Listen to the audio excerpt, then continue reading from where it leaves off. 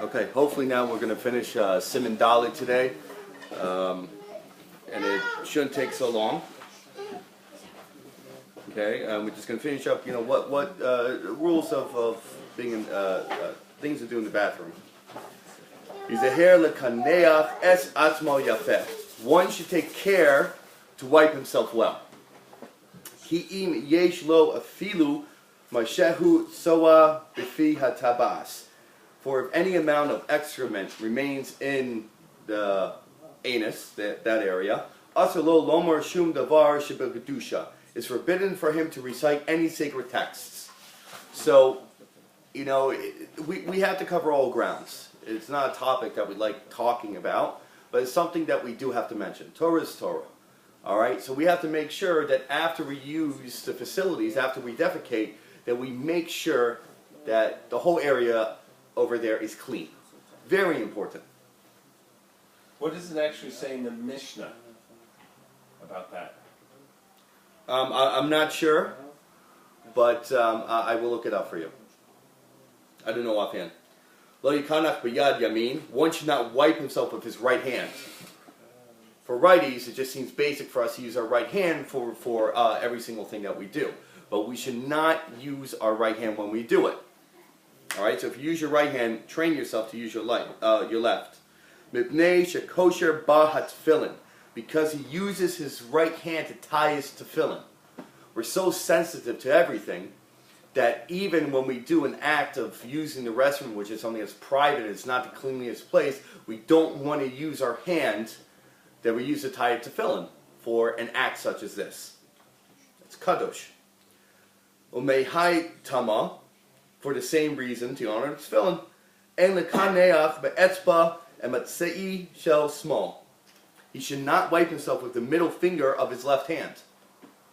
So these are things that we have to think about. It's not something that it's a discussion that we have, but it's a halacha that we should know. It's a sensitivity to it. Usually when we when we wrap the tefillin, we wrap it around our middle finger for the yud. So that's something that is kadosh. We don't want to have that finger in that area. It's interesting that the hand that you use to tie your tefillin on, you can't. You use to wipe. Right. Yeah, I wondered the same thing. The hand that you have the tefillin on, that itself is the whole. You would say that's even more kaddish. Yeah. Do you know the reason for it? No, but I'm just thinking some Lamdusha thing. It may be like it's some sort of a gavra thing, not the hefta thing. No, the shamish mitzvah is more chashuv than the mitzvah. Yeah, it's true. Explain that in English, Rabbi Jack. Sorry. The thing that serves the mitzvah is many times is more important than the mitzvah itself. So it's like the idea of gavra and hefta, the one English. Okay, after. No, say it in English. You know. There's a deep concept that's called Gavra and Hefta, brought down by the Brisker Rav. He was often is a mitzvah on the person, on the Gavra, on the man, the person performing it, or the mitzvah itself is in the Hefta, in the object of the mitzvah. So is the object of the mitzvah in of itself the mitzvah, or the person performing it, the mitzvah is on him, is on the person. Certain mitzvahs are both. Some mitzvahs are on the man, on the person performing it. Some mitzvahs are on the hefza, are actually the object itself, or doing the action of the mitzvah itself. So it sounds like over here, like the mitzvah of lehaniach, those are the brachas, to put on tefillin. It's not after the fact that it's on, and of course it is. It's the act. But it's the act itself. Of putting it on itself, that is the, but I'm sure it's both, because we have. Yeah, we do have both, but you know. Okay. Well, I would say that relates to. The mitzvah is there, should be there. Should be there. Yeah. Well, I would say it relates to the concept. I argued before that. Well, like for instance, the famous story where I think it's Rabbi Kiva. He brought a donkey, a candle, and a rooster. Yeah.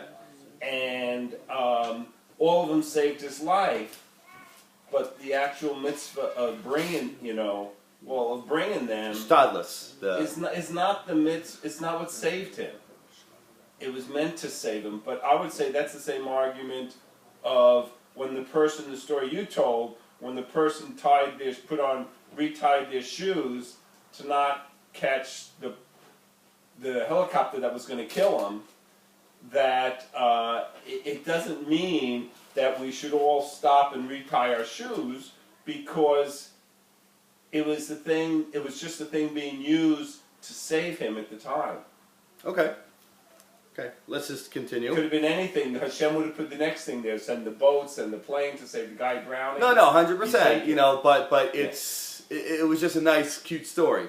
Shakarach alav haritzua shel tefillin, put his finger around which he wraps the strap of his tefillin. V'iter yad, a left-handed person, yikanach b'smola didai, should wipe himself with the hand that is considered his left. So a left-handed person, vice versa, he should use his right hand.